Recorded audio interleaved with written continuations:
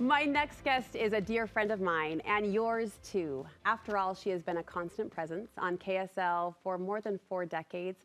During that time, you could say she's done it all. Her reporting has sent her all over the globe, interviewing worldwide leaders, bringing us the kind of stories that inform, uplift, and inspire, all while projecting a signature polish and professionalism that makes her a standout and really a legend in the industry. But these days, I dare say her biggest fans don't know her as Carole Mikita. They call her Grandma. As part of our ongoing Nanahood series here on Studio 5, we are so thrilled to welcome Carole Mikita's voice to our collection of women championing this role. I am just tickled and giddy and thrilled to have my best KSL girlfriend sitting right here.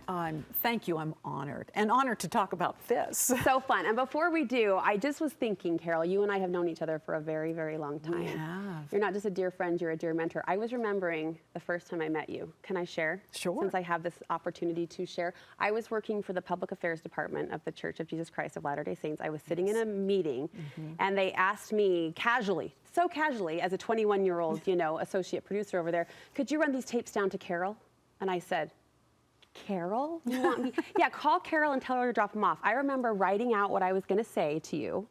I remember picking up the phone. I was so nervous, and I left you a voicemail. You called me back and were gracious enough to just to say, drop them off. And I should have just left him with Norma or left him with Sharon at the front desk, but you must have sensed either the fear or the fandom in my voice because you came out to meet me, and I'll never forget that. Oh. I'll never forget that. And you're kind enough to use the word star, but it's what I say about you.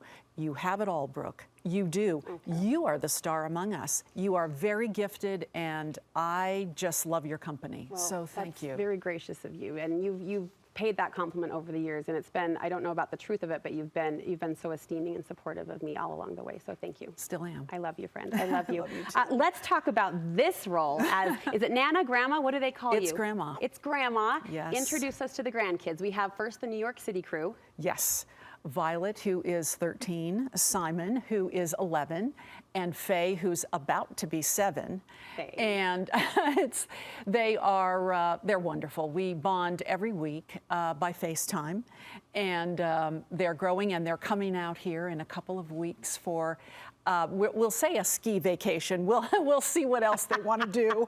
That'll just be a moment as part of it. But I love them anytime I can get them or see them. I think because Violet was the first, I feel like I've heard the most about her, but yes. I love when you talk about these kids, Carole. You're a passionate woman, but you get an extra sparkle and twinkle in your eye. It's a gift. Yeah. They're just adorable. And you think that you might teach them something, and it always ends up the other way around.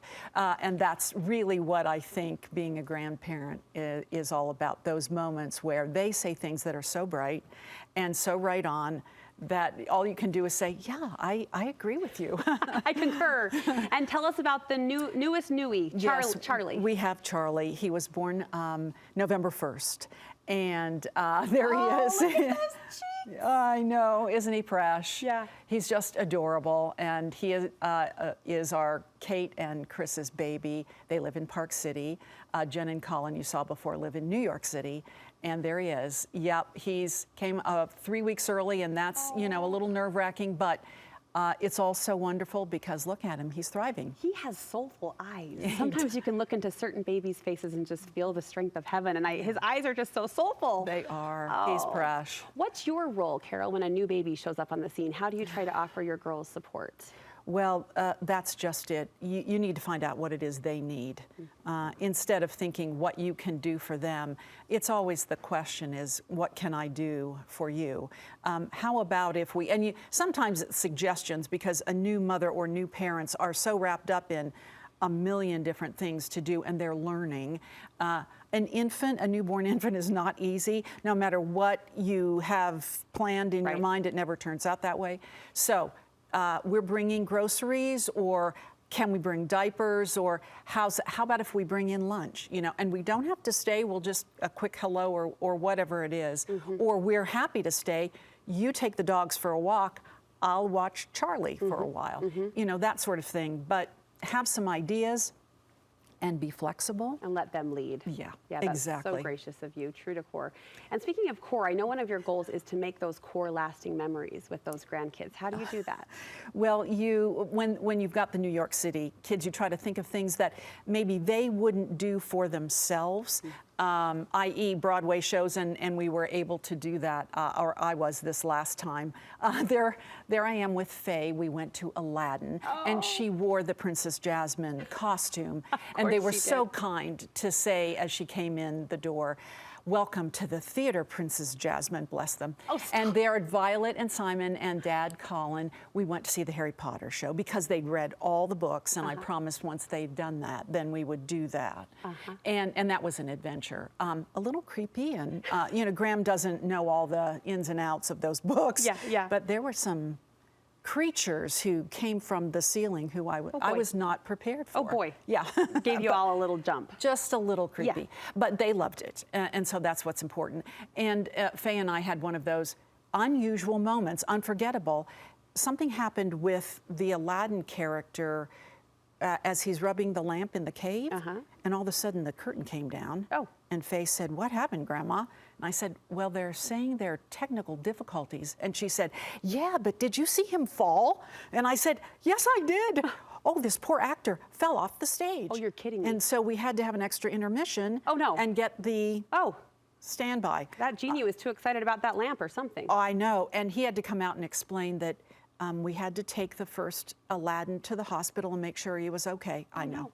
Oh, no. So Faye had quite the experience She'll at never age forget 6. that. No, she will never. That day with Grandma Carole at the theater. Exactly. So we talked about which actor of Aladdin we liked better. Because we saw two. Part 1 or part 2? Exactly. Mark of a good grandma, you are choosing to spend your special days now with them. You recently celebrated your birthday in the Big Apple. Yeah, we did, and Jen had a wonderful plan. We had never been to the I had never been to the Botanical Gardens in the Bronx, and that was it was a gorgeous day. Look at that day. Wow. Not a cloud in the sky, and all of those pumpkins and gourds, which I absolutely love, and you can walk for miles and miles. Look at that was a great gift. Look at that. It was really sweet. Okay.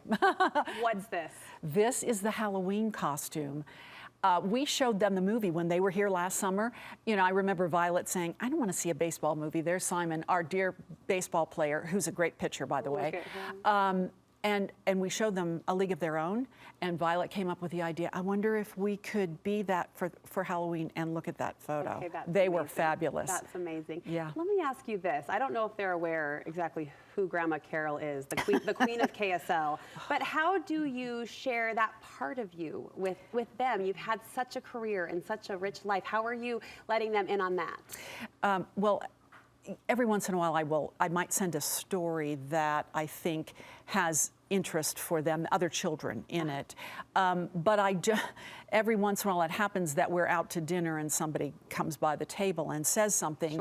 And so they ask questions about my career. They have come to the station, so I make sure they understand what goes on behind the scenes and just get the tour, you know, and see it. But no, they don't think I'm any big deal, which is a great thing. Which is probably nice. Because I want them to think that they're the important ones in the relationship. Oh, that's so sweet. You know. 30 seconds, I could talk to you about this forever. I just love it. I love it. But what has surprised you most about this role, and what's brought you the most joy?